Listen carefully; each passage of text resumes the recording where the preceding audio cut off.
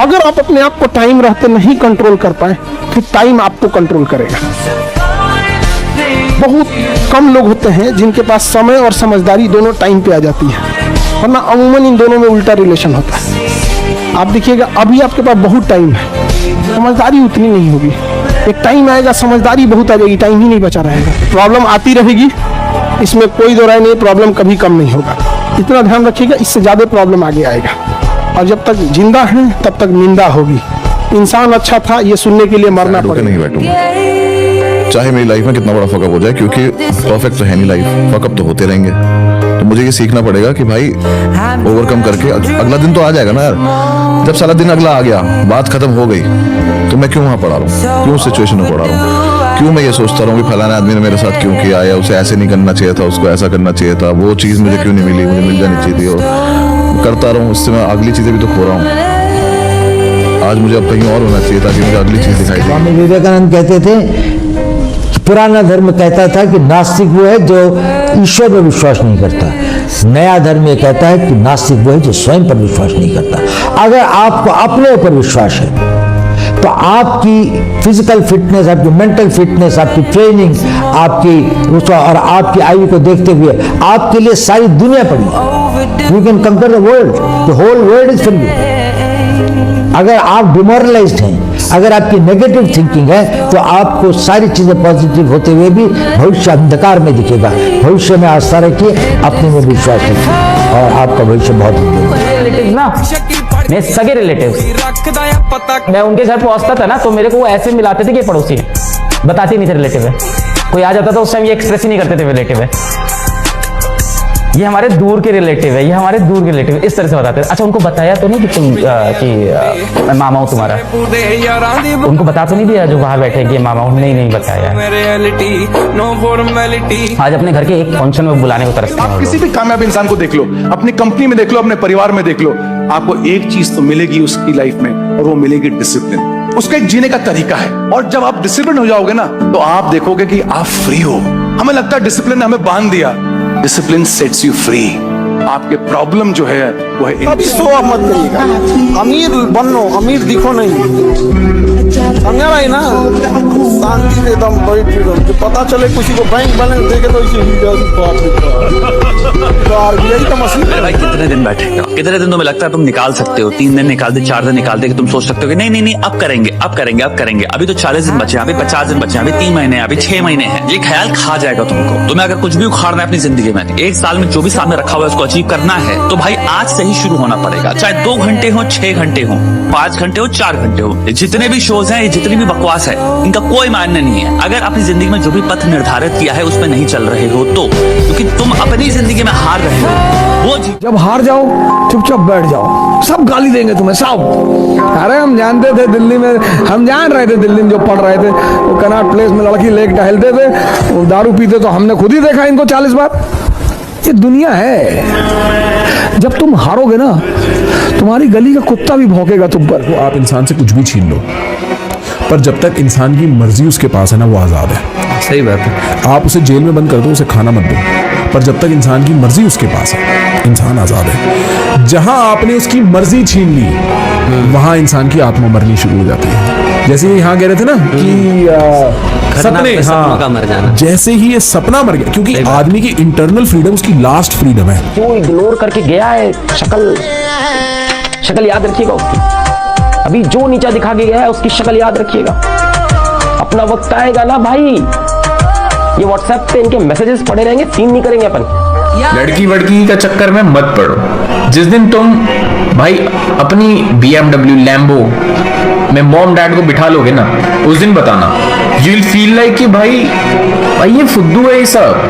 भाई लड़की वड़की का सीन फुद्दू है। जब मेरी BMW में मेरे मॉम डैड बैठे हैं ना, और उनकी जो स्माइल है उसके सामने सब फीका है, सब। ये माइंडसेट के साथ जियोगे तो खुश रहोगे। Don't do wrong with anyone, but अगर कोई तुम्हारे साथ करता है तो सो व्हाट, कोई ना भाई। वैसे व्यक्ति हैं कि चुपचाप जिंदगी गुजार लेनी है तो ठीक है, कीजिए नौकरी करनी है, साथ में कुछ किताबें लिखनी है तो कीजिए नौकरी। पर यदि कुछ बड़ा सोचा है, अगर आप चाहते हैं कि आप इस देश और समाज को कुछ बड़ा योगदान दे सके, तो सबसे अच्छा विकल्प है उद्यम। और उद्यम का मतलब केवल आर्थिक उद्यम नहीं होता है। उद्यम का मतलब है कि आप जोखिम लेने वाले व्यक्ति हैं, आप बहुत शांत व्यक्ति नहीं है। और जोखिम लेना कुदरत ने सिखाया है, प्रकृति ने सिखाया है। प्रकृति के विधान में सुरक्षा नहीं होती, प्रकृति के विधान में जोखिम ही जोखिम। Potential to be a star performer सबके अंदर है, बस तुम्हें अपने टाइम को अपनी जिंदगी में जो 24 घंटे सबके पास हैं उसमें तुम्हें एलोकेट करना है उस चीज में जो तुम्हें स्टार परफॉर्मर बनाएगी। जो भी तेरी चीज है, जो भी तेरा सब्जेक्ट है, जो भी कोई भी मांग है, जो भी कोई सोच है, जो भी तेरा इंटरेस्ट है, उसमें क्या तू 1 से 10% पे एटलीस्ट है। मैं नहीं कह रहा भाई 1% बहुत हार्ड हो जाता है, बट एक दिन पहुंचोगे। ये मैं तुम्हारे को गारंटी दे रहा हूं, पहुंच जाओ। आ जाओ अपनी जिंदगी में कि 1% पे आते हैं ना यार, पैसे की नहीं, अपना जो इंटरेस्ट है, अपनी जो प्यार है, अपना जो स्वाद है उसके। 18 से लेकर 25 साल की जो उम्र है बेटा, रगड़ दो यार। अपने जीवन में जो कर सकते हो ना, अपना खून पसीना लगा देना, बट हार मत मान। लाला, सिर्फ एक गलती की देर है, फिर लोग भूल जाएंगे कि तुम कितने अच्छे थे। इसीलिए लोगों को खुश करना बंद करो और तुम्हारी खुशी तुम्हारे खुश रहने में होनी चाहिए। लाला, आपकी लाइफ में कोई ऐसा फैक्टर हुआ जिसमें आप कह सकें कि यार ये हो सकता है ना, तो कुछ भी हो सकता है। अब ये अपने आप में यही एक है कि एक 6 साल का बच्चा चाय की दुकान पे चाय के गिलास धो रहा है और आज वो ओमपुरी बना बैठा है, तो जिंदगी में कुछ भी हो सकता है। क्या बात रखना बाबू, तुम लोग जीवन में कुछ करना, हम नहीं इंटरफेयर करने आ रहे हैं, लेकिन तुम भले माफ कर देना, लेकिन याद जरूर रखना जो तुम्हारे साथ गलत किया है, आने वाले समय में जो तुम्हारे सामने से अगर नजर पड़े तो अपना रास्ता बदल दो। मंजिलें भी जिद्दी हैं, रास्ते भी जिद्दी हैं, देखते हैं आगे क्या होता है, हौसले भी जिद्दी हैं।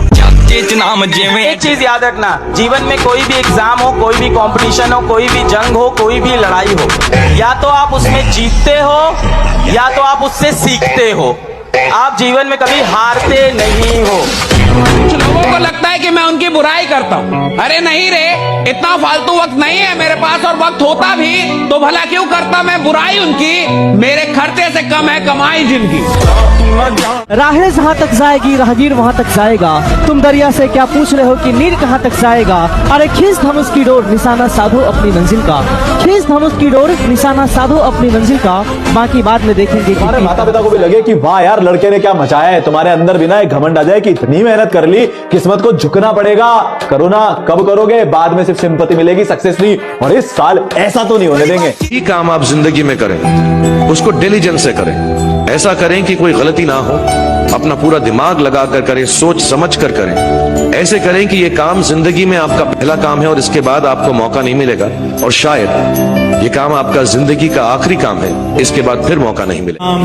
सब चला जाएगा, एक दिन रह जाएंगे तो तुम्हारे दोस्तों के साथ तुम्हारी यादें, तुम्हारे टीचर्स के साथ तुम्हारी यादें, तुम्हारे पेरेंट्स के साथ तुम्हारी यादें, मार्क्स वगैरह सब चला जाएगा। इसलिए आज जी भर के ना इन यादों को जियो, ये बहुत इंपॉर्टेंट है हम सबके लिए।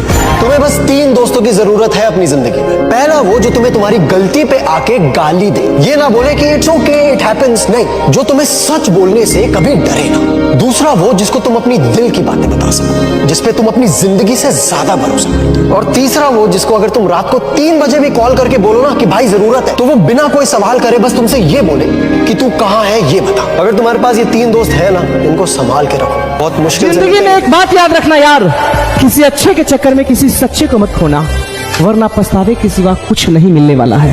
क्यों खुदा